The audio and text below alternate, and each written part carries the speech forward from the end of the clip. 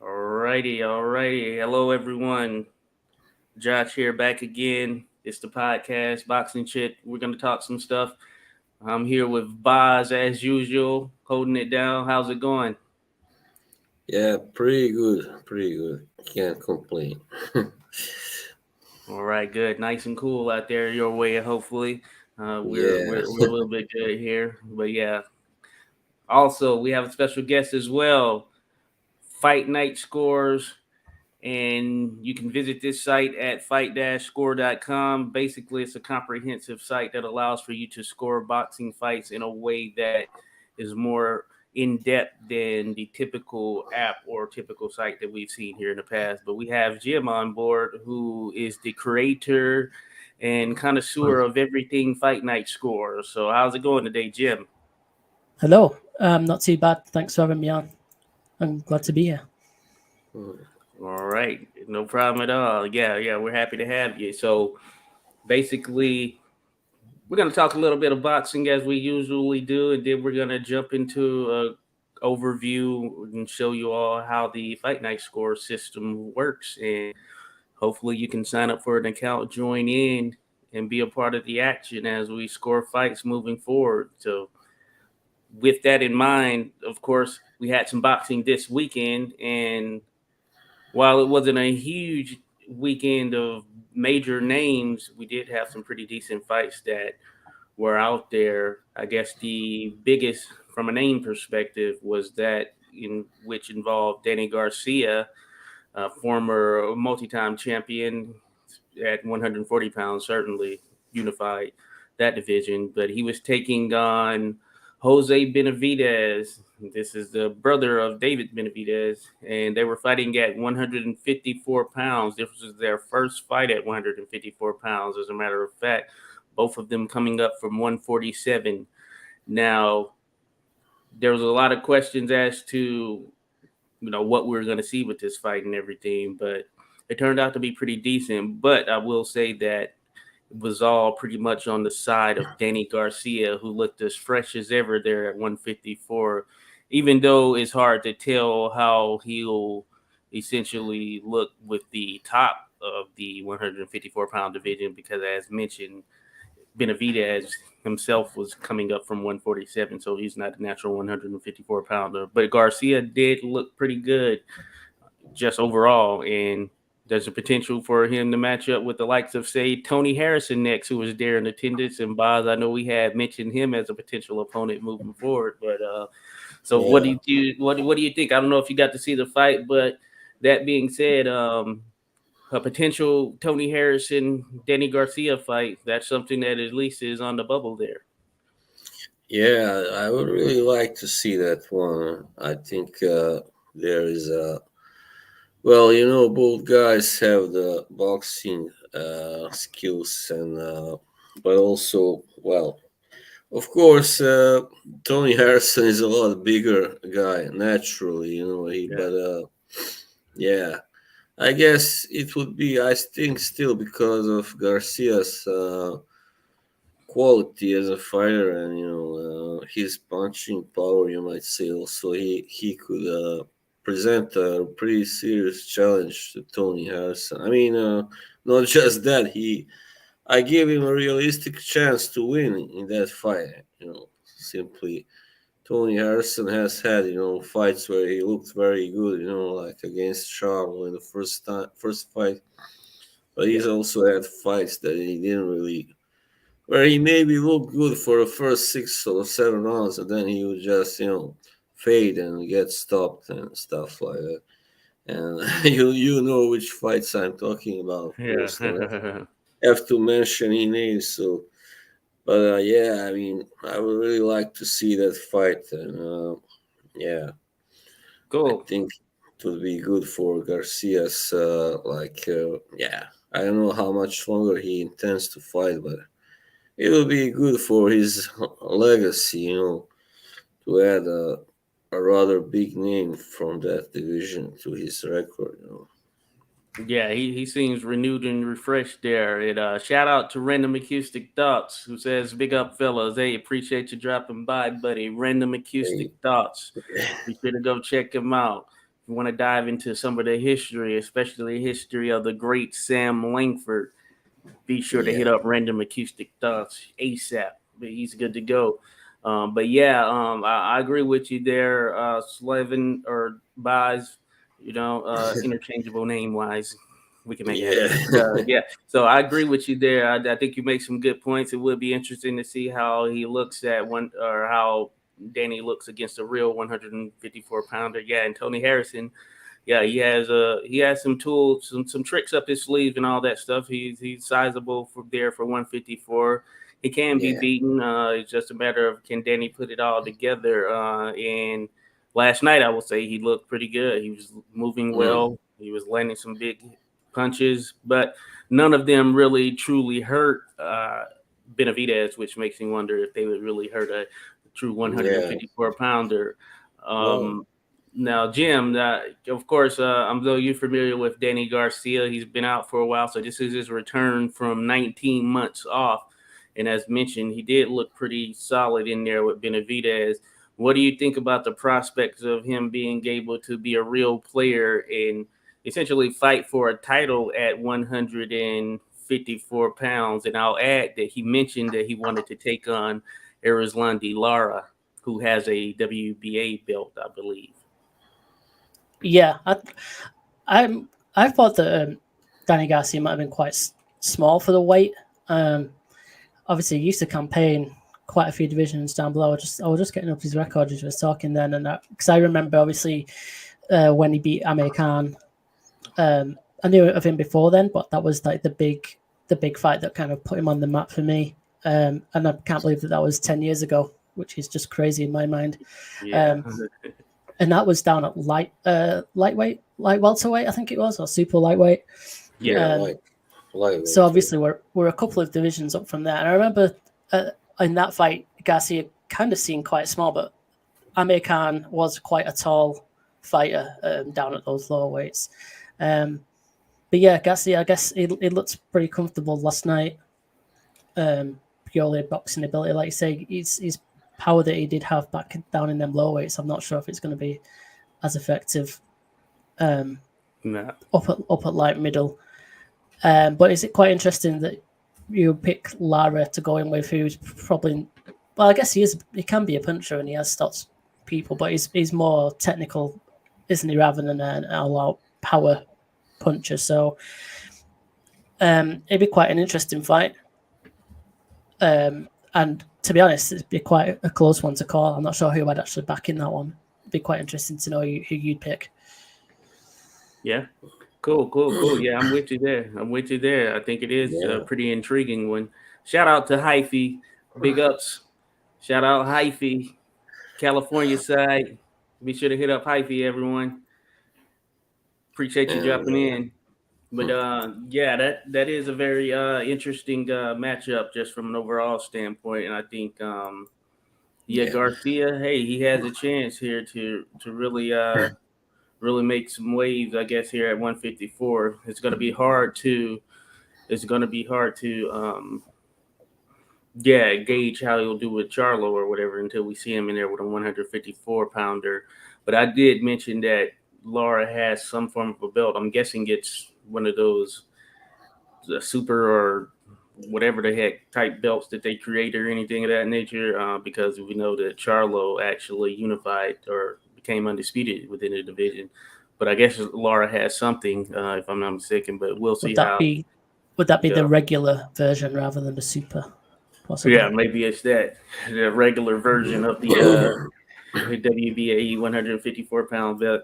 All of this stuff is confusing, if you ask me, with all these belts that's floating around here left and right and all that stuff. Yeah. But I know that's the case for many. But yeah, so yeah, it'll be interesting. We'll see how he does. Shout out to Hat Trick, Sirion, Hat Trick, aka Hijeka. So appreciate you dropping in. Appreciate you dropping in, Hat Trick. Be sure to check out Hat Trick if you want to see some soccer highlights. Hence the name Hat Trick. I think it'll keep you entertained. But yeah, again, this is the Boxing Chit podcast here. 86 Boxing.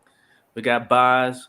We got fight night scores. We're going to be talking about fight night scores a little bit later. This is probably the most comprehensive means for scoring a fight. So we definitely want to highlight that. Now, we will speak on some of the other action that took place this weekend. So right there on the undercard of this fight with Garcia and Benavides was a heavyweight clash between Adam Konaski and Demirezin. I think Yeah, it's Ali. Ali Yeah, Demirezin. Wanted to make sure I got his yeah. name right. But Yeah. he's out of Turkey, lives in Germany, born in Turkey. Adam Konaski is a Polish fighter residing in the New York area. And of course, he brings out great fanfare whenever he shows up and puts his skills on display, essentially. So this was at, well, yeah, I didn't mention it at the top, but this whole card was at the Barclays Center there in Brooklyn, New York. And so Kanowski, of course, brought his fans. Garcia Mm. brings a lot of fanfare there because he's fought there a number of times. But this ended up being a 10-round decision win for Demirezin. Demirez. Yeah. Demirezin. Okay, yeah, got to get his name right. Demirezin. It ended up Yeah. being a 10-round points victory for him, which was probably unexpected for a lot of individuals who thought Yeah. maybe this was going to be sort of a bounce back at home, good story as far as Adam Konaski being able to get a win, and Demirezin was seemingly stylistically made for him in all actuality because he didn't really show much of a defense. We know Kanowski doesn't have much of a defense, but both of them are all action, throw punches at all times. Now, I thought it was a pretty good fight. As a matter of fact, I thought it would end early. When it first kicked off, I was thinking this is not going past one round. But I gotta actually, they went see. the full distance, and Hmm. it turned out to be a pretty decent fight. But I agree with the cards. I didn't score this one, but I agree with the judges here. I did Hmm. feel that Demirezin did more, and he deserved the nod. And if you look at the truly telling shots that were landed, I think you saw more of those coming from Demirezin, and he showed that he has the metal to jump in there and withstand. And he didn't come there to lie down, which you'll see at times with some Hmm. taking heat. But no, whenever he was hit, he let that fuel him, and he kept going. So I Yeah. have to give him props for that. But yeah, Demirezin is in that win column, and he only has one loss, which was to um, A Jagba. Yeah. Jogba, Efe Jogba, the Nigerian heavyweight, was a Hmm. prospect. I think he's a little bit beyond the prospect stage now. He's a Nigerian heavyweight knockout artist, though he Hmm. wasn't able to get the job done in his last outing against Frank Sanchez. Hmm. So Ramirez in that win column, and he says he wants. I know he wants to get into title contention. We'll see if that actually happens. But what are your thoughts there, Slavin, on him and what lies in the future for Adam Kunowski, who is now on 3 straight wins? Though he wasn't knocked out in this win, there were some Yeah. times when he looked like he was about to go down. Yeah, well, Kownacki, he has had a couple of solid wins, but for instance, he was unable to stop guys like Charles Martin, who were there to be stopped, and Chris Ariola, you might say also. So that was an early sign. He has some flaws in him anyway. And when it comes to Danny Rezin, he strikes me as a hard worker. He's I would say he's got anything special when it comes to skills or anything. The punching power is all right. I wouldn't call it great. It's good. Yeah, he's got good power. But he's a pretty aggressive and hard working fighter, and he's had a very good year so far. He stopped Gerald Washington first this year, and then he beat Kevin Johnson, aka the Kingpin, on Oh, that's a points. murderer's row of heavyweights right there. Yeah.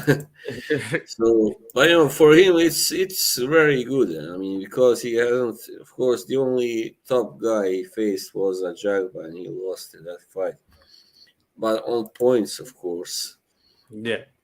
And when it comes to Konatsky again, as I said, he was. As we were talking now just a moment ago.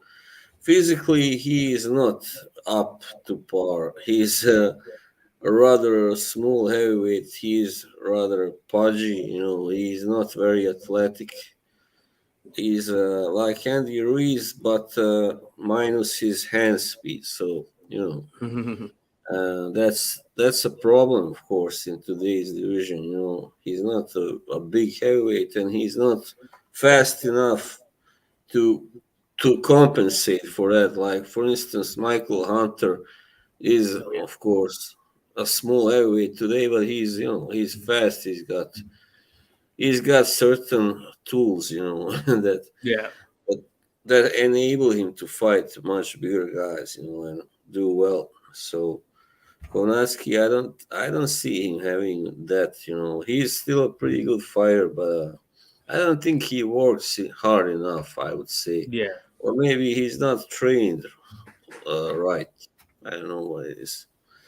So yeah, Yeah, that's always the thing. You never know. Yeah, it seems like there's more that could have been or could be done with them. At this point, yeah, he kind of was alluding to kind of hanging them up in some capacity there, or at least having one more fight to go out with a win.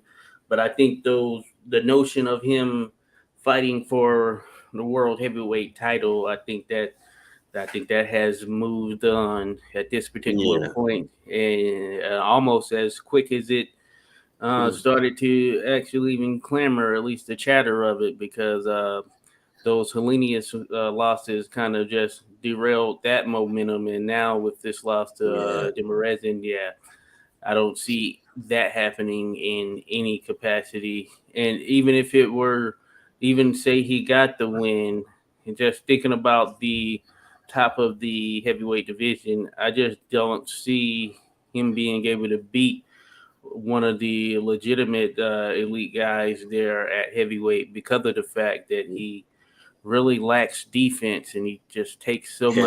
so many Defense. shots and so much punishment.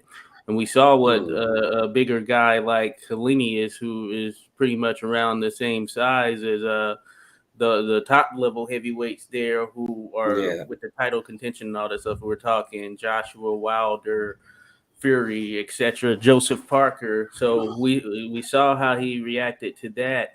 I just think it wouldn't fare too well for him if he was in with one of those other guys. Like I can imagine it wouldn't last long with even, let's say, Deontay Wilder, because of the fact that mm, he's an open target, in yeah, my opinion. And I think I think he kind of saw the writing on the wall himself there, just based on what the post fight interview was like. Now, yeah, Jim, I'm sure you're probably familiar with Kanowski.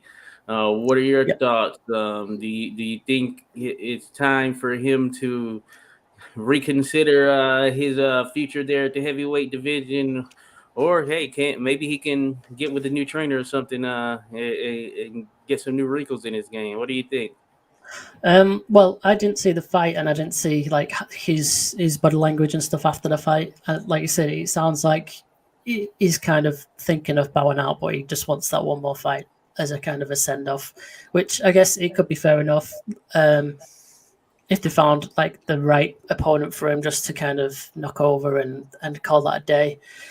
I know that you mentioned at the start of bringing this fight up that he's got quite a good following over there in the States, and it was quite interesting how you said that maybe that this was a bit of a shock result. I was quite surprised earlier in the week, or might have been on the day actually, and I was looking at the boxing odds to see that he was actually the underdog and Demirizin was the favorite. I'm not sure if that was the same over there in the States, and I'm not sure if it was that way over here in the UK betting market, just purely because Kaunaki had obviously had them two losses to Hellenius back to back. So Yeah.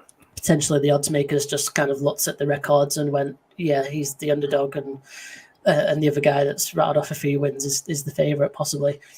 But yeah, I was actually quite surprised because looking at the, I've never really heard of Demirezen before, and looking at the matchup, it did look like you said earlier, Josh, that it was the kind of bounce back fight that Kawanaki was supposed to win, getting back into some kind of winning ways and into a picture. But obviously that's totally derailed.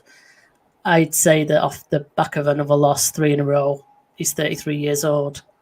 What more could he improve on and learn? And like you said, the next step up, there's the monster heavyweights that is not really got much of a chance of winning against.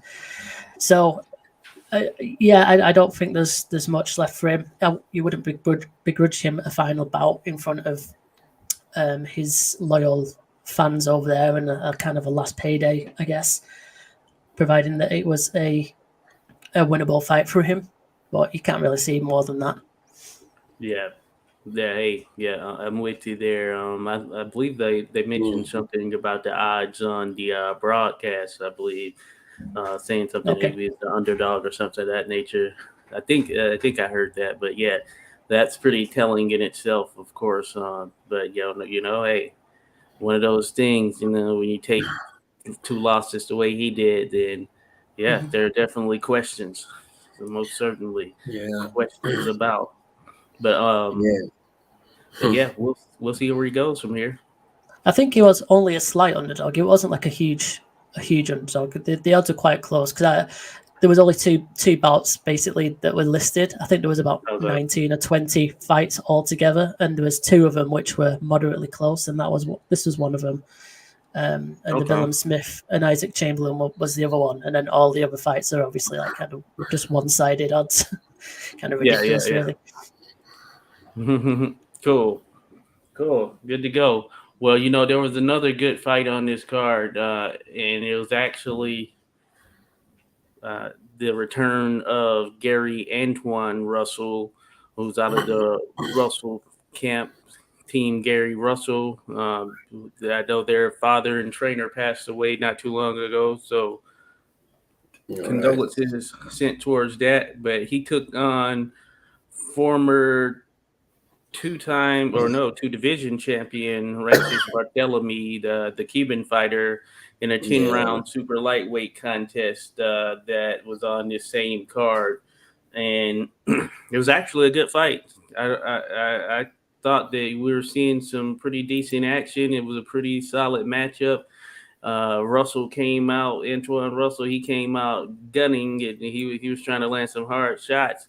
And of course, that left him open a bit, and it's acceptable to taking some shots himself. So Francis Barthélemy was able to get off some pretty solid shots himself. And Francis usually is more of a slow build up type of fighter who doesn't really overextend Mm. himself on the action side. But in this fight, Russell made him actually fight and throw out of his comfort zone. So it turned out to be a pretty decent matchup. And then in the 6th round, Russell was able to catch Barthélemy with a leaping right hook that caught him on the temple and sent him down and shaky. Now he got up on wobbly legs and he was walking, and the referee was getting his attention as he was going through the count. It did when he got to 9 and he was looking in the eyes, I guess, of Barthélemy.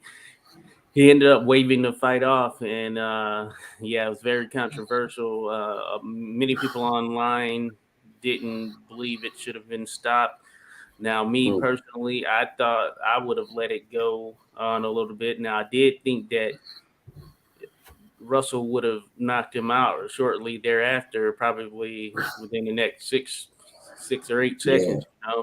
because of the fact that I don't think that Barthélemy was 100% there and good just based on the way he got caught on the temple. But that being said, the referee stopped it, and there was a lot of controversy. Barthélemy was mad, of course. His trainer was yelling at the ref. It was very tense. Mm. Uh, Mm. and hey, we'll see. They want a rematch. Whether or not that happens is a different story. But I don't know if you're able to catch any of that or any of the highlights, but I think Russell he's now moves to 16-0 with 16 stoppages in Yeah, each of his wins. So I think the future is pretty bright for him. And he's a legitimate threat there at 140 pounds. What do you think, yeah. Box? This is a pretty big win, even though I see now that Bartholomew hasn't had a relevant fight since 2019, when he was fighting Robert Easter And Jr. that And was a that time, boring fight. yeah, that ended in a split draw. Even the result was boring, right? So yeah, I mean, it's. I guess this guy is, of course, no longer at his best anymore, and he only had one loss, as you said previously, which was to, or maybe you didn't say, but anyway, Yeah, which I was don't think I did. to Kirill Relic. That was in 2018. That's right, when he lost the world title for last time. Yeah. So Now Bartholomew, he's 37 yeah, and 37. I just Russell is 26 if I'm not mistaken. So yeah. he's kind of entering his prime and he's really getting on his. But Bartholomew, as I mentioned, he looked pretty good. Yeah, I mean, he's always was a good technical boxer and all that. And also pretty strong otherwise, I would say. He's scored a few uh, knockouts, I believe, in some bigger fights. But anyway, oh, hello there, Joshua Smart. Hello, mother. Appreciate you dropping in. So yeah, I mean, he's 37, and I think it's time for him to retire. Even though, and now he can be satisfied because even though he lost, it was maybe a little premature stoppage, and he looked good before that. So it's not like he was just crushed and totally destroyed. So Yeah. yeah. Yeah, I'm with you there. Yeah, it seems like he wants a rematch. I don't think he's done. We'll see though. I don't know if the rematch is gonna happen. But Hope not. Hopefully not. yeah, I think Russell's just continuing on with this trajectory. He's a real deal. He's a legit challenger there at 140 pounds, as mentioned. So he moves to 16-0 with 16 knockouts in his A 16 mean, contests. So he's really mean on a fighting machine. Yeah. yeah. Perfect He record. actually he stopped Victor Postol. But yeah. What are your thoughts, Yeah. Jim? Yeah, I didn't see the fight, but I did catch the stoppage, obviously, because it blew up on Twitter. So Oh yeah. I saw that this morning. I agree. I mean, from the small clip that I saw, it looked like obviously it was a good shot, and he caught him, and he went down. But he looked perfectly stable and okay when he got up, and then the referee didn't look like he was just so hasty to want to stop it, and he paused, and then he just randomly waved it off. And obviously, we can't see, excuse me, into his eyes, and maybe the ref saw something like eyes were glazed over or whatever. But it did seem like it was way too premature. Maybe it wouldn't have changed the outcome, and the stoppage was inevitable. So with kind of that in mind, maybe it was just best to save him. Yeah. But yeah, I can understand Yeah. why there was quite a bit of outrage, especially from the corner. There was still quite a bit of time to go. Maybe something could have turned. But yeah, thoughts on Gary Antoine Russell. I knew that he was the younger brother of the other Gary Russell, and I guess he's possibly been in his shadow for the last few years because he's not really well, especially over in the UK anyway. I don't think he's really been hyped about too much, and he's got this great record. You look at it on paper, it was 15 wins and 15 knockouts, and if that was a UK fighter, you'd not stop hearing about that. Yeah, exactly. But so I think he's probably been a little bit under the radar, and maybe it was the brother factor that he had a successful brother who obviously suffered that loss last time out. So I guess the focus can now shift to Gary Antoine, and yeah, it sounds like he's pretty much the complete package. He's coming into a prime age, 26. He's got a decent record. He's just got that couple of back-to-back decent names on his resume. So I guess it's onwards and upwards for him. The division he's in is not too bad, but I think there's some pretty interesting but winnable fights for him in there. Yeah. There's quite a lot of talent in there, and obviously there's quite a lot of talent in the division below. So it's got a lot of contenders to potentially face, and a lot of good matches to be made. Whether they will get made or not is another question. But yeah, I guess he's another name to put on the watch list. Yeah, you're certainly right. And there is a third Russell brother, is there not? I think there was one more. Also called Gary Russell. Yeah, Gary Antonio Russell. Just to complicate matters even more. They are all Gary A. Russells. That's yeah. Yeah, but this other brother, he's undefeated as well. He's fought some pretty decent fighters. I know he beat Juan Carlos Payanos, the former champion, amongst some other ones. So yeah, there are a couple of them that are on that high trajectory. I do think Gary Antoine Russell, the one we saw last night, his upside is just super high. So yeah, there are a lot of fights and potential matchups that could be made at 140 to continue to show his skill set and shine on him as far as show his star potential. We'll see if any of those get made. You made a good point there, Jim, because that's the whole question right there is, will these fights get made there up top? Seems to be no issue down bottom as far as when you're coming up the ranks in terms of getting some of those guys. But once you start to tap into that top 10 territory, especially that top 5, these fights seem to be harder and harder to make. Yeah. That's typical. Yeah. I will mention also, now I was watching the undercards of this as well, and it was on YouTube, and actually the main fight there was actually the return of Sergey Derevianchenko. He took on a fighter by the name of Joshua Conley, winning a 10-round unanimous decision. And I thought Dorevianchenko pretty much dominated. I thought he won at least probably 8 of the 10 rounds, 7 to 8 of the 10 rounds, somewhere in there. Dorevianchenko looked pretty good. He had some bounce to him, was springy. He's 37 years old as well. And I know that we've seen him in some wars here in his last couple of fights, but he actually looked pretty decent in this one. He did cut, but I think it was from a headbutt actually. But he got a cut in the first round, so he had to fight through with a cut. And of course, he was busted up in his last fight. So I think he's susceptible to that, probably more so now. But anyway, he looked pretty decent there, and he's still trying to, I guess, get back in contention there at 160 pounds, if I'm not mistaken, 160 pounds, which, of course, there used to be a log jam up top, but not as much right now. So there is a potential there for getting into another title type fight. Whether it happens, though, is another thing. But I just wanted to throw that out there. Sergey Dorevianchenko returned with a 10-round decision.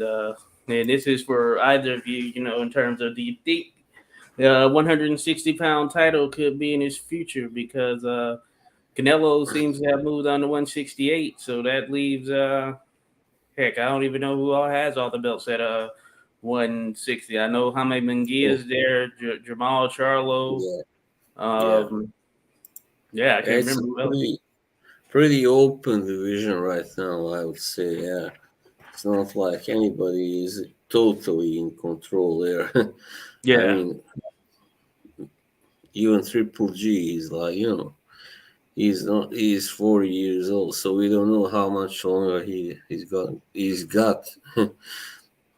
Yeah. But yeah, I'm happy to see Derivancinko win again finally, and all his 4 losses came in very close fights, so he hasn't really been, really dominated or schooled yet. So, Oh yeah. Yeah, I'm looking at the Ring TV ratings right now, and he's actually they had him rated ninth, and he's behind Adames, who he fought and drew with. I guess it was a draw, maybe, or a loss. No, he lost, but it was very close, like Okay.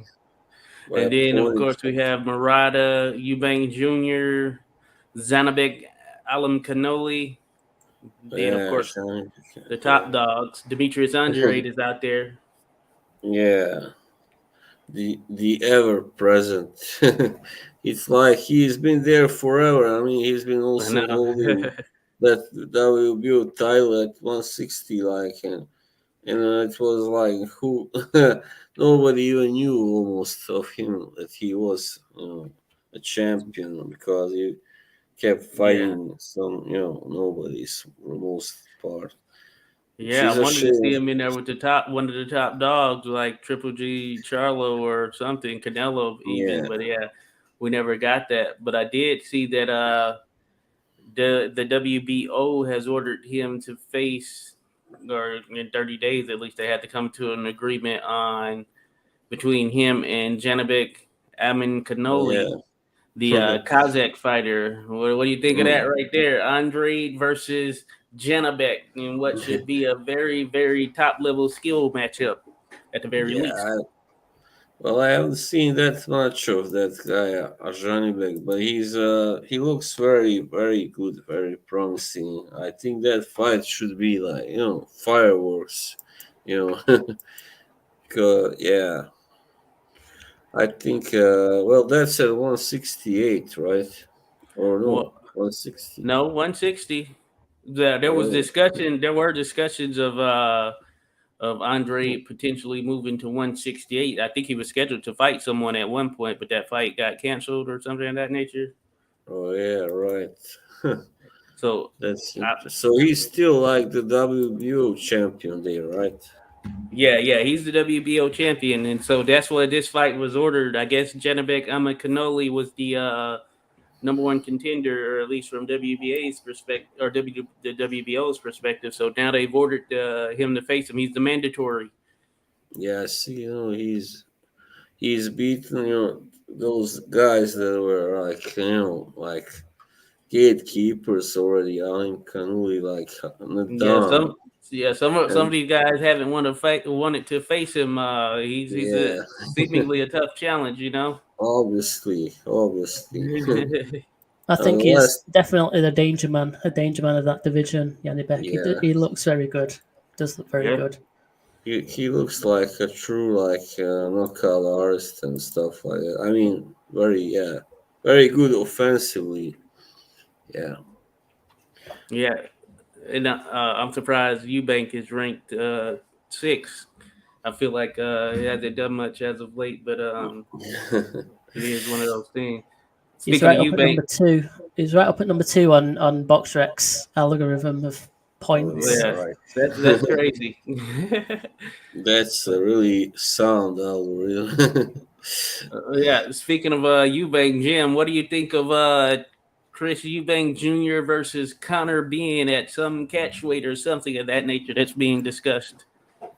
Yeah, I'm not a fan of this. We touched on this last weekend on our stream. It actually seems like it's probably dying a bit of a death currently. I'm seeing lots of different stuff on Twitter, and they're nowhere near terms of agreements and all sorts. And then I also saw that yesterday the Jake Paul fight was cancelled, and then I think Yeah. Chris Eubanks tweeted to say, "Oh, I'll step in if you want to fight a real fighter." So Chris Eubanks is trying to get his name anywhere where he can make a bit of money. And then Conor Ben's replying to him saying, "I thought you've lost your pen." I think because he can't sign a contract. So I'm not a fan of that fight. But as we mentioned last week on our stream, I don't think most boxing fans are that much of a fan of it. But at the same time, it'll get a lot of intrigue and interest. It's two huge names in British boxing. Obviously, the historical rivalry of both the dads from the 90s. We're talking 30 years ago. And they're going to milk it for all it's worth if they decide that they're going to go ahead with it and make that happen. And it would be a huge moneymaker for them both. It would probably be, as Alex mentioned on our stream, probably the second biggest fight that could be made in the UK right now in terms of the boxers that we have, only behind Fury Joshua fight. Oh yeah. But it's just they're too far apart, aren't they? Chris Eubanks campaigned at super middleweight.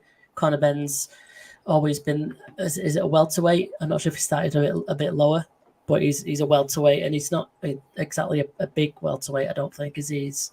Yeah. I don't think he's got scope to really go up too high in weight. So I'm not really too fussed. If it got made, I'd watch it like everybody else would. I don't think I'd pay to watch it though. Yeah.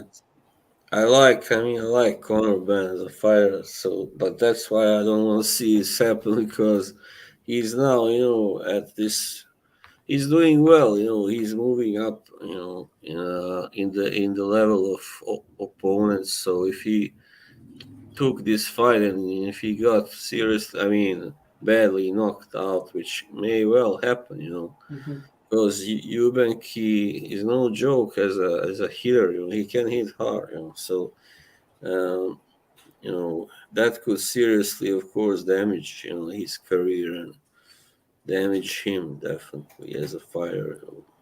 Yeah. Yeah, it seemed like Ben's career was going, on a really good upwards trajectory, and then this is kind of throwing a bit of a spanner in the works. It's like dangling a carrot. It's like, oh, look what we could make here. We could make so much money. We could, live off our fathers' reputations. Let's go for it, kind of thing. And Conor Ben's kind of got his own. He's got his own career path that he could go down. And we know Chris Eubank. He's got a few losses. He's he'll take on anything that he can get a bit of money from. He's not necessarily wanting to be the number one in his own division. He's not shouting out to face Yanni Beckersy, for example. Yeah. If all they care about is the name, then I have a solution. Instead of Conor, let his half brother Harley fight Eubank because he is a super middleweight actually. Okay. Was it the fight last night? Well, he did. He did. It looks like he got a victory. From what I'm seeing here, he picked up Is it a disqualification? Yeah, 9th round disqualification victory. I didn't see it, of course, so I don't know what happened. I didn't see that. I think it was two low blows, possibly. Doesn't say much about his fighting ability that he won by disqualification. Doesn't really say 9th much round. About. He's only got one KO of 9 so far, 9 wins. So I don't think he. Oh, so he doesn't seemingly doesn't have a bunch of pop. Yeah. So he's gonna have to rely on boxing skill for sure. Yeah, his last name is Ben, so that's something, But yeah, I'm with you there, Jim and Boz as well in terms of this fight. Now, of course, if they were closer in weight, which I'm not sure because Chris Eubank, I know he's fought at 168 because I just feel he's bigger, much bigger. But if they're closer in weight, say it was one division even, then it probably would get a little bit more. It would seem a little bit more sensible. But given the differences, I just didn't think it was one that seemingly was right, especially for right now with being sort of on an upward trajectory, trying to get to that point of truly elite contention and everything. So we'll see. But yeah, you're right. It had picked up a lot of steam, but I haven't heard a ton here over the last week, I would say, other than I think I mentioned last week where I was seeing they were talking catch weight and, of course, hydration clause, which can always cause some issues. And speaking of that weight, I guess seemingly was the issue with the fight between Jake Paul and Hakeem Rothman Jr. So that's why it's been canceled. From what I could gather from online, of course, I didn't really go. I think I read one article. They were saying something about Hakeem Rothman Jr. not being able to get down to, I guess, 200 pounds. It was contracted at. I didn't realize how big he was in terms of him fighting in the 220 range I didn't know he was fighting that far up, but I know Rothman Jr. tweeted that it wasn't his fault or something, and that Jake Paul is the reason behind the cancellation. So you know how that goes. But yeah. Yeah, I saw Jake talk about it on Instagram, I believe, or he was like, "Oh no, these guys, they don't want to." It's like the same thing like with Tommy Fury. They are afraid of losing to a non-boxer. you uh, it sucks that the entire card got canceled because Amanda Serrano was gonna All be in right. her return bout, and of Yeah. course she's one of the top females out there, and she really brings it Yeah. every time out. So it sucks in that sense. So we'll see if they reschedule something, but at this point, yeah, of course that was going to be in the Madison Square Garden, so that's a big hit just overall. Yeah. Um, just considering getting a date there, so we'll see if it's rescheduled or anything of that nature. But it would have been good to see them carry on, just not have that fight at least. But maybe they felt that it wouldn't have made financial sense or something. Yeah. Unfortunately, Jake Paul is the drawing power there, isn't he? I try and stay away from the whole celebrities boxing business, but obviously you can't escape it. It's so big, and he's so popular and famous that it Yeah. gets everywhere. So yeah, I now I see it's just all the blame game. I saw that Jake Paul put out his video to say it was all their side, deciding not to make the weight that they agreed upon and signed the contract for, and then Hazard Radman's side is just saying, I've tried, but I can't make the weight, but they're not willing to come up anymore. So it's their fault for cancelling. But so it's just blaming each other. I don't really care all that much. But like I say, it is a shame that the whole card ended up being scrapped because, on the undercard, if you call it the undercard, had some actual genuine boxers and decent boxing matches on. And obviously they now going to have to reschedule and then miss out potentially if it gets scrapped altogether, and they've been training for it. So it's not really fair on them. Yeah. I also saw something with KSI. There was also something going on with him again. Oh yeah, Yeah. he's gonna be it's gonna be a DAZN pay-per-view. Him against YouTuber by the name of Alex Wasabi. But yeah, it's a pay-per-view matchup. I had to look him up. I was looking him up the other day, as a matter of fact, because I was talking to my girlfriend about it, and I was mentioning it to her because I only knew of KSI through this boxing stuff, and then I realized he was a big YouTuber. But then I had to look up this Alex Wasabi guy, and he's seemingly a big YouTuber as well. He's got like 11 million followers or something of that nature on YouTube, 11 plus million. And then, of course, they have some other social media followers. Hey, but they feel comfortable with it. Eddie Hearn, he's jumping on it. So this is going to be a DAZN pay-per-view. So we'll see. DAZN is now in that pay-per-view business, which I guess you can understand it to a certain degree. But I remember they said that they weren't going to do pay-per-view. But it looks like, of course, boxing always turns back to some of its old ways in some sense. The money. Show me the money. That's what it's DAZN all pay-per-view. Where there's money to be made, it will be made, and Eddie Hearn will be sniffing around somewhere. Without a doubt. So I'll just throw out there now. Look, I'm gonna bring up the Fight Night scores screen. Now I'll just throw out there that of course Josh Kelly, he got a victory, and then Chris Billum Smith, he got a victory over Isaac Chamberlain. I know that's a fight we've touched on at some point in all of that, but with that in mind, let's talk about scoring fights, which is a big thing for us boxing enthusiasts that are out there who like to kind of go in and score while we're watching some of the fights, to just add our flavor to it. You get better at it with time. But that being said, we have Jim here who is with Fight Night Scores, and the website is fight-score.com. And I'm telling you, I have been using it for a few years now. and I've just gotten back in the mix even more to using it and scoring it for my fights or fights that I'm watching as well. Because I honestly think that, and one of the things that attracted me to it, because I think it's probably the most comprehensive means for scoring a fight, because it's not just you simply picking whether you scored it for one fighter or the other in a round. You actually can provide reasons and comprehension behind why you actually scored a fight, and that's what I think makes it sort of, or that's what separates it from the rest of the fight scoring apps or websites that I've seen out there.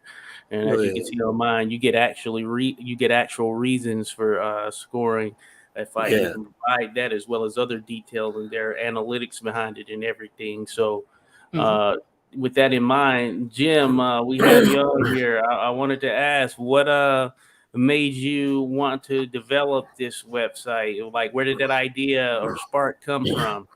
Yeah. So I've been a long time boxing fan.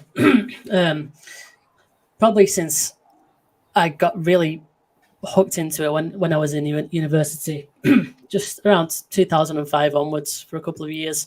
And obviously back then, I think it's even worse now, but occasionally there'd be, well, no, it's a few years later actually, when I was really getting into it, and there was more and more dodgy scorecards happening all the time.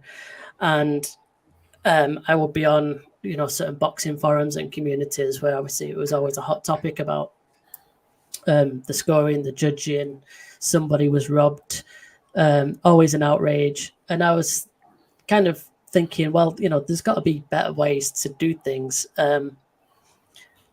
I was and I am a web developer by trade, so I'm mostly quite a technical person, and the fact that boxing judges still use pencil and paper ringside was kind of a bit weird to me. The fact that we was in at that point, it would have been 2016, 2017, and it just seemed like we have CompuBox and we have all sorts of technology in all different sports that we use and utilize, whether it's seeing if the ball has gone out of the court on tennis to make a judgment. But boxing just doesn't really have any technology other than the punch numbers, which is not really technology. It's humans behind it pushing buttons. So I thought, technology can be used to create scorecards for the judges that are ringside. And I was thinking that instead of just having 10-9 scores for each round, which makes it really easy for a judge just to say, you know what, I don't know who won that round, give it to the home fighter without any reason or explanation behind it. We needed to get that somehow. We needed that reasoning, the thinking behind the judges, what they're seeing in their mind. So I figured that it'd be quite easy to create this as a website. But basically the question always was on social media and on boxing forums was how did that judge get to that score, and why was the other question. So how and why. So I was thinking, well, you answer that question by reasoning. And so as well as the 10-9 score, the first iteration of the product was just to add a reason, and instead of manually adding in a reason where you had to type it out or whatever, I figured there's only a certain amount of reasons why a round can be won in terms of boxing, and so I decided it was best to create a set list of reasons, which is what you saw before. And you can pretty much cover all bases with that list of 10 different reasons to award round scores. And so I figured with those two metrics, you at least get a snapshot of what a judge is thinking there and then in that moment in time. They saw, in this example, Manny Pacquiao won that round because he controlled the action. And so that'd be a snapshot in that judge's thinking at that time. And if they had to go in front of a panel to explain how they saw a fight, they could reflect back on this and they could see the reason why they chose at that time. And then a bit later down the line, I decided to add the percentage slider, which is above the reasons. So this was a way to show how close a round is, and I call it the winning margin percentage. So if you divide the round out of 100%, how close was the round? If it's quite an even round, it was nearly 50-50. If it was more of a one-sided beatdown, then obviously it might be 20-80 to one person.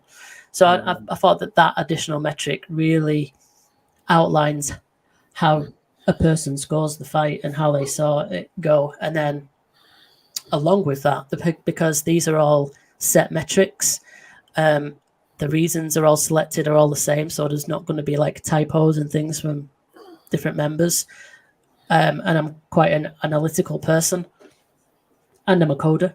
I figured that I could make some really unique analysis using all of this metric and data, which is, I think, probably the strongest reason to use this website, because once you get quite a good number of people scoring a fight, the analysis and the round by round breakdown, it really does tell the tale of how the fight went. Cool. So yeah, I mean, as a fight fan, I was sick of boxing decisions constantly. I created this system thinking it was implementable in a real world scenario, and it would also add some accountability to judges. They would need to think a little bit more about how they're scoring each round, and not just go 10-9 to the home fighter because I can and nobody questions it. Yeah. Hey, yeah, I think that is pretty awesome. And I do think that this is something that could be adopted just overall in the sport, because there are so many instances in which we see questionable scorecards. Tonight or last night, an example is in the Danny Garcia Jose Benavides fight. Mm-hmm. One of the judges had it 114, and if anyone looked at that fight, there's no way that should have been the case. But yeah, a judge had it a draw, so Danny ended up winning a majority decision when it should have been a unanimous decision. So this is a case where you just wonder, like, what did this person see to have that fight scored as a draw when the majority, at least if you look at media members, Steve Farhood, or for instance, even myself, I only gave Benavides one round, and that was a round where you could have given it to Garcia. I think it was the same for Farhood. It had a 119, 109, and the other two judges, at least one of them had a 117, 111, and then 116, 112. Okay, but to have it a draw is just incomprehensible. So I think that a system like this allows for you to be able to show that delineation, explain what exactly happened, and have some real thought behind it, because I don't know that you're getting that right now, at least not in a transparent matter for the overall public. Yeah, I mean, if you think to that example, if the judge that gave that scorecard last night was to subsequently be investigated, they would have a literal snapshot of this system, which details what they were thinking in their moments that they input their round scores, and they could reflect back on that and say, in round 3, you put here that reason. Why did you give that reason when clearly Garcia was the better man in the round? And it adds that bit more clarity, and it makes the judges have to think about it a little bit more. Whether the governing bodies would actually really want that, because they want their judges to stay away from any accountability, I think. That's another question, and that would be a hurdle. Yeah, that's the question I've had as well, is whether they want to see this this type of in-depth transparency across scoring. I think if the like you said, governing bodies are serious about cleaning up the sport and making sure that the fighters are getting the best judging, the best officiating, all of that stuff, then this is something that I think would certainly satisfy the fans, and the ability for them to be able to see it and track and follow live. but it Mhm. is a matter of whether they would actually allow for that, if you know what I mean, because we know Yeah, that some things are the way they are because they prefer them to be the way they are. yeah, and speaking from in the terms of the British side of things, the British Boxing Board of Control, every time there is some kind of um, dodgy scorecard or a bit of outrage on Twitter about a scorecard, they always come out and defend their referees and judges, to the max. That they say, "Oh, people don't know what they're talking about. They're trained to do this and score boxing bouts." We've interviewed them, and we're happy with their explanation of things, and that's always the line that they trot out, and it's a little bit frustrating. But that they're protecting them from scrutiny, basically, which this would kind of wouldn't. It'd kind of Yeah, go more towards being a bit more intrusive into asking them questioning the methods and thinking, really. But I mean, we see it pretty much every other week. There's a dodgy scorecard, and I tweeted it out this morning when I saw that one of those scores last night was a draw in a fight that was seen as a wide decision. And I tweeted out saying, "Well, it's actually been a few weeks actually since I remember a dodgy scorecard, so we've been due one because we know that it happens so frequently." And I think something does need to be done about it. The sport in general as a whole has quite a lot wrong with it. yeah, There's yeah. too many governing bodies. There's too many boxing belts. There's promotions and TV networks that need to be more cooperative and work with each other to make the fights happen that we all want to see. But then there's also the judging and standard of judging and refereeing, which has also been questioned quite a lot. And it is one of the big issues in the sport. And this is an achievable, implementable thing that could actually be put into place without too much issues. All you need is, a couple of tablets for each judge, a little bit of showing them how to use the system, which isn't that difficult. And they need the venue to have a Wi-Fi signal so that they can use it. Yeah. Maybe some of the older judges might not be happy with technology, but if they don't want to go with the times, then they need to be out of there and bring in new judges that can use it. This kind of system would also stop the long pauses and delays that we get before the decisions are announced. Sometimes when you just know something dodgy is going on because they're taking time to add up the scores, this would be like an instant calculation. No need to wait. It's all automated. To me, you can't rock the boat with boxing because they're kind of set in the ways and they don't want change. And this just adds a few little extra details to what they already do. And they use an electronic device to actually do it instead of pencil and paper. I think it could be done. Yeah, it could be.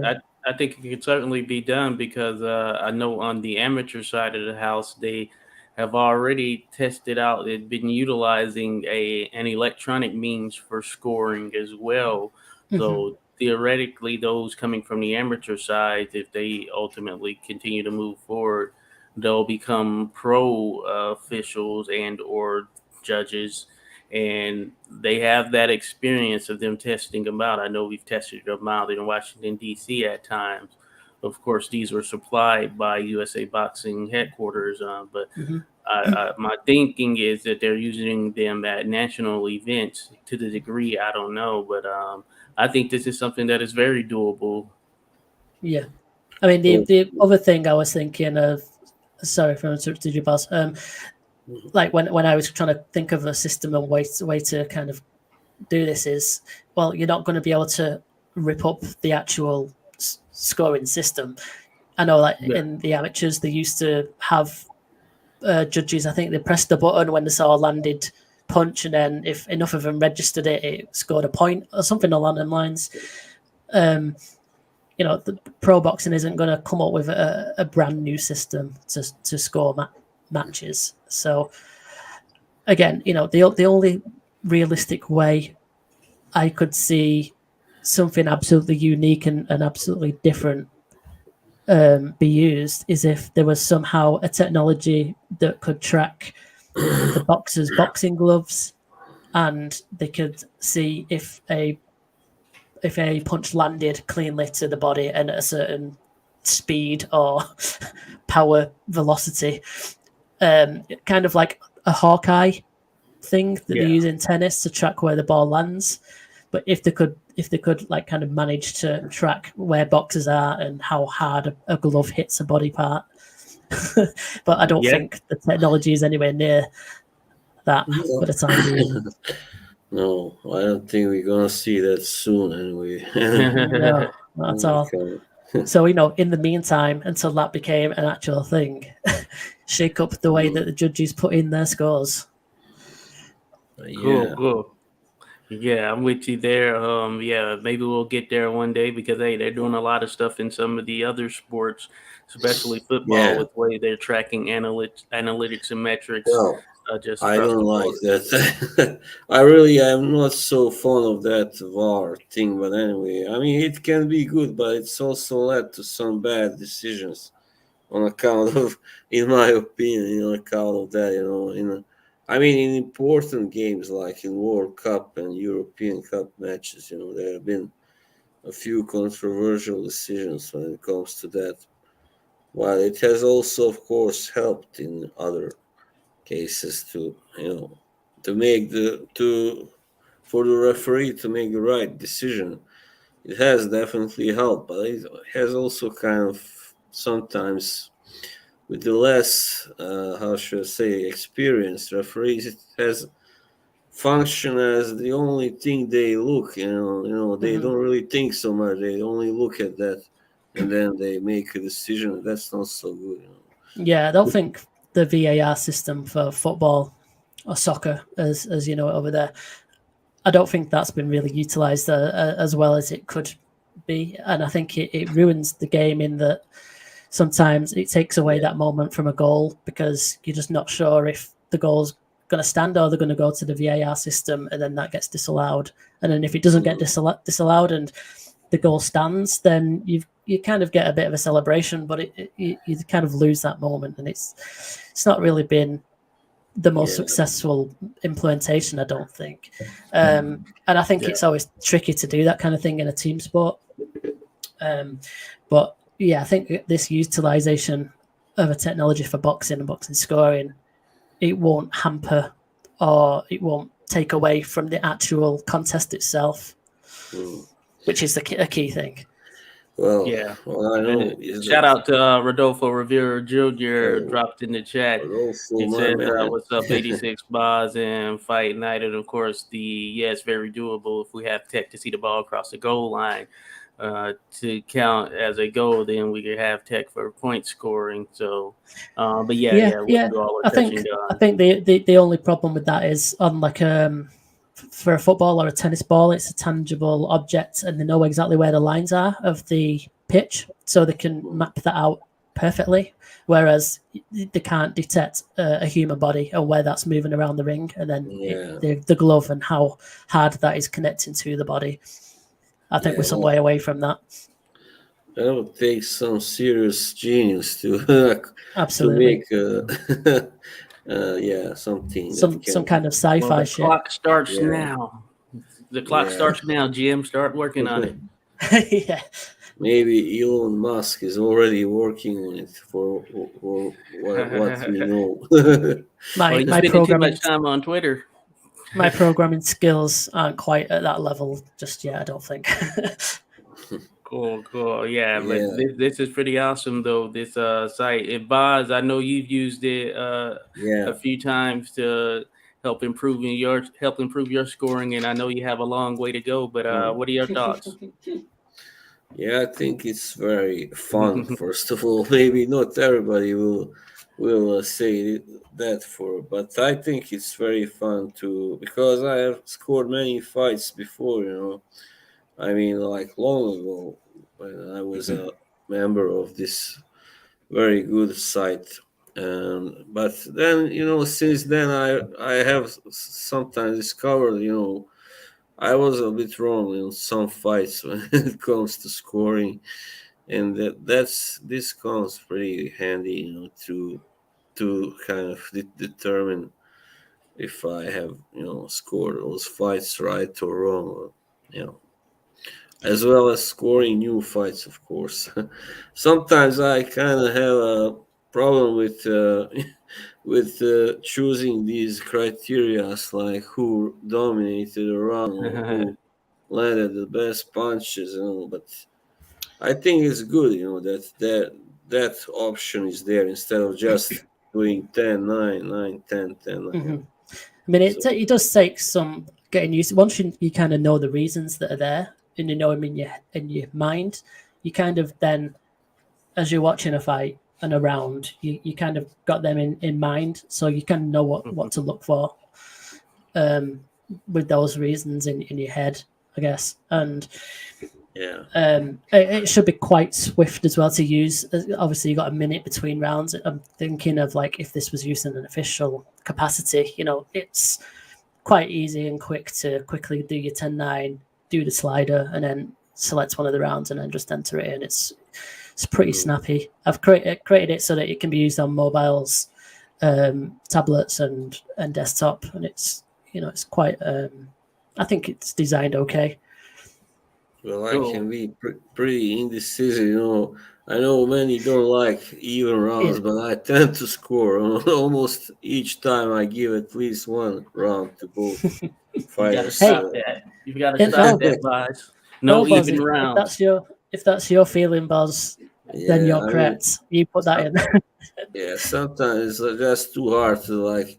This guy started best, but then that other guy he came on later on, so it's Hmm. you know that's kind of tough to figure out who really deserved it the most. So, That's can I continue with kind of an evolution of this site, because it Oh kind of yes, grew. yes, definitely. It I kind pulled of up a grew page. from. Yeah, I pulled up a page here. I was just gonna say that the analysis, the level of breakdown is insane. Is pretty cool. Like you would get everything that you're really seeking, even the stuff you didn't think that you needed, if this were adopted on a real scale. Mm. Yeah, I mean, like I said, I obviously the initial plan was to create just a scoring system, but then I realized that with all of this data, I could really create some interesting analysis like this that you can see now on the screen. So I guess with the round by round analysis is where it goes more in depth. Obviously, we got an average scorecard one as well, which kind of tallies everyone's scores up and then averages it out across the rounds, and then creates that scorecard based on all of those. And this round by round is more detailed and in depth. So at the top, you get your absolute average score. Sorry, if you scroll up to the top, there you go. So the absolute average scores for this round in particular is the same for both fighters. This is Ray Leonard and Roberto Duran. The next one down is obviously the winning margin. Again, it's the absolute average. And then below are the charts where it breaks things down a little bit more. So the next one down is the percentage of users which scored the round for each fighter. So in this instance, a smaller percentage chose it for Ray Leonard. Duran got more, and then the draw was actually used. And you can see the actual numbers below that. So 14.3% for Leonard. So that kind of drills down how the scores were split. The next one down is then the breakdown for the reasons that people selected. So everyone that scored it for Leonard basically chose that one reason. And then on the other side, everyone that scored it for Duran kind of evenly distributed the reasons between those three. Yeah, that's pretty awesome right there. And I noticed it refreshes every, what is it, 10 It's seconds? every minute. Oh, every minute. Okay, yeah. Yeah, here Yep. it goes right here. So that's basically that then makes it live. It's Yeah. literally, so if you think about this in a happening fight that's going on right at this minute, and you've got a dozen or 2 dozen people scoring, this will update. So then you'll see the round 5, round 6 breakdown in real time live.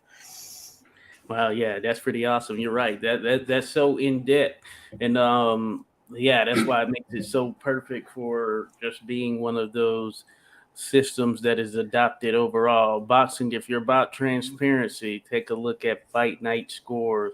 There you have a listing of the controversial fights that have been out there, some of the classic fights over the years, all that good stuff. So Yeah. you put a lot of work into this. It was pretty much set up for people to be able to go in and test this system out, because it is a great system. As I've mentioned, I think it is like one of the best means if you want to learn how to score or practice scoring.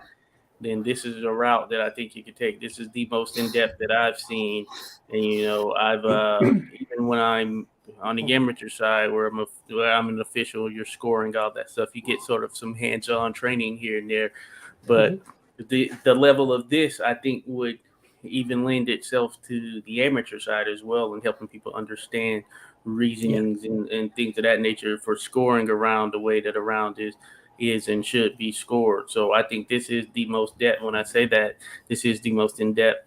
I mean, it is the most in depth system that I've seen overall, and I think we should continue to see this adopted across the board. And I want to certainly continue to help push the name out there myself in whatever capacity I can.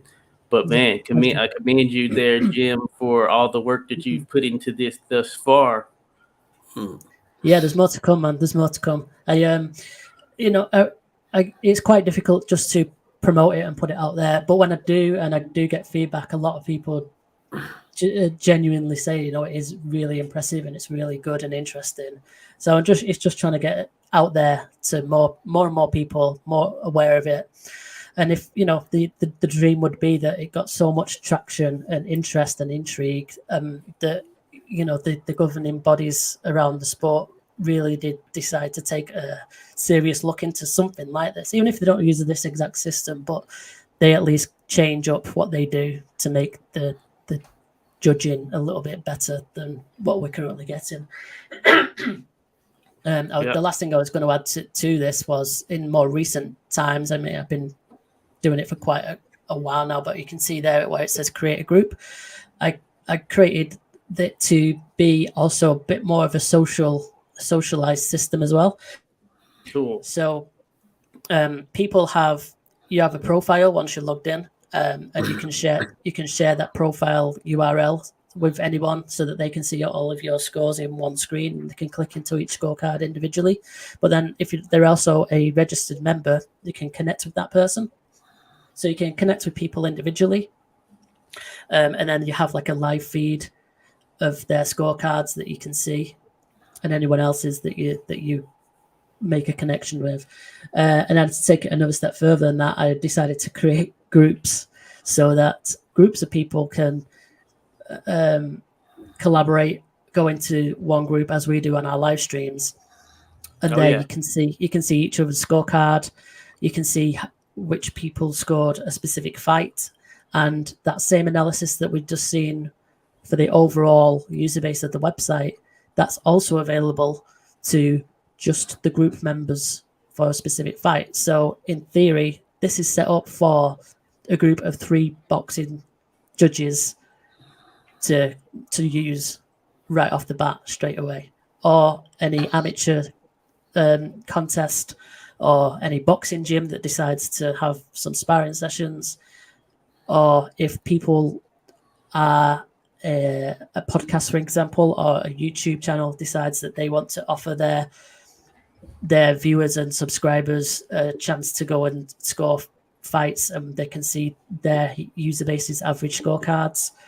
It's all set up for that. Yeah. Cool. Yeah, that is pretty awesome there. Shout out to Rodolfo Rivera. He says, yeah, Fight Night is about that business. Indeed, it certainly is about that business. Yeah, Jim. Well, yeah, man, thank you for all the work that you've done to go into this. And as Jim mentioned, of course, check out the Fight Night Scores YouTube page in actuality, because we've gone through some live scoring, and I know that each of us have participated in it. It's pretty fun looking at some of those classic or controversial fights where the scores were very close, and some could have gone either way. We've gone through and we've been rewatching, rescoring. didn't exactly see eye to eye when it came to that Yeah, Horn yes, no. Pacquiao fight. That's for sure. That's the Yeah. beauty of it. You know, it's friendly, but that's fine. We can Yeah, have differences of opinion as long as you put it yeah, down of on the course. scores, and then we can see that, and then we can round by round, we can put you under the microscope and say, "Hey, Boz, why did you score that at even? Yeah, Yeah. well, make a decision, man." I think I may have given Manny one round too little, but that's about it in that scoring You're funny. session. You're Yeah. funny. But yeah, But yeah, that is funny. it is good fun. I thought this was like another method, basically, of trying to um, get the product out there a bit more. Doing the live streams, I know so many people do YouTube and live streaming. So I figured, why not go out of my comfort zone, give it a go, and thankfully some people were interested to do it with me, including you, Josh. So thank you very much for your time that you come and spend doing that. And I think it's quite fun when we've got people in the chat joining in at the same time while we're scoring, they're scoring. It's pretty interesting, and I think it should hopefully continue to grow. Oh Yeah. yes, without a doubt. We're definitely gonna keep this thing jumping off. So yeah, I'll be involved with more. I'm all for it. I think it's fun. And yeah, we have a good time. We're gonna have to get Boz on there to get in the mix, so we can. Yeah, of Oh, you course. don't want that. Boz, I'm gonna help you become a better scorer. So no problem at all. I'm not charging. All right. Yeah, we'll see. You'd be more than welcome to jump on with us, Boz. More than welcome. I'll, I'll school you all. We'll be educated. Yeah, Cool, but cool. you know what's funny? When I first started using this fight night score, I was like, "All right, oh, finally I'm gonna score a live fight." So that fight came, and boom, it ends in the second round. It's- So many times I've done something like that where I'll tweet out, "Oh, the fight's about to start. Everyone jump on board and get your scorecards in." And then I see it's had quite a few hits and there's quite a big number of people have jumped onto it. I'm like, yes, I'm going to get more users now and more registrations. And then it's like a first round knockout. yeah, Yeah. Shit, everyone's gone and yeah. no one saved a card. Certainly can't flame for that right there. That is funny.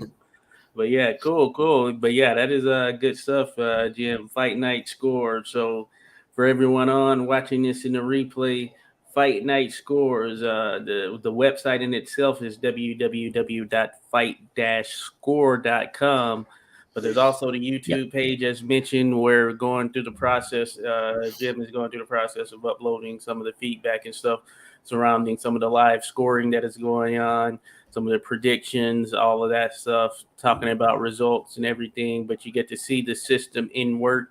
And as mentioned, the collaborative spirit of it, that's even more of a plus right there. So big shout outs to you, Jim, for that creation. And yeah, we're gonna as always, you're welcome on here anytime. We can continue to talk Yeah, about sure. this thing, especially when you have some new features, because I see that you're always in the mix with updates and things of that nature. Yeah. I've got a couple of ideas. I've got more analysis data I'm thinking of to add, which should be quite good. That would be to give a more of an overall look for a fight without having to click into the round by round analysis. So I've got some ideas for that. But yeah, I'm more than happy to come on here when time permits, and especially when there's like controversial scores. I think, and there's enough users from our system, because not every fight gets the attention. So for the fights that do get some decent numbers, we can kind of get the analysis up and have a look at it in depth and see how we score it in comparison to those dodgy official scorecards. Yeah, we know we're going to continue to have those until we get a system like Fight So- Night Scores to help them Till the end of better time. Hey, no, understand. no. Even with this, if they implemented this, they will still be dodgy scorecards. That's never going to be eliminated. Yeah, But at least we'll get an idea of why they're dodgy.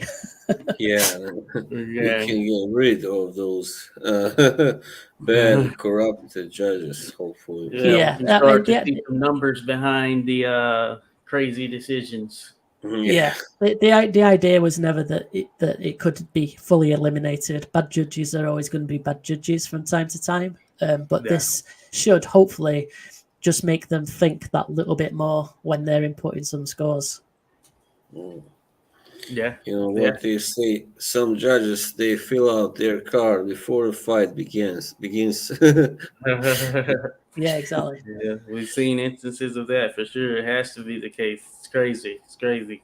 Good Oh old yeah. sport of boxing, but cool. So yeah, hey, we appreciate you coming on, Jim, Boz, myself here. Of course, we've gone an hour 25, which is not bad overall.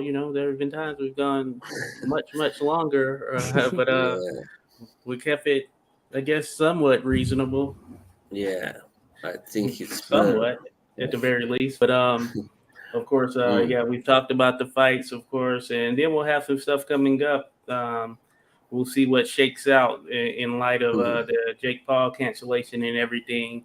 Maybe there's some Yeah. other stuff that is in tow that is gonna just take that hype, and we'll continue to press on with the sport. But we'll see how it goes. So far, so good this year, though.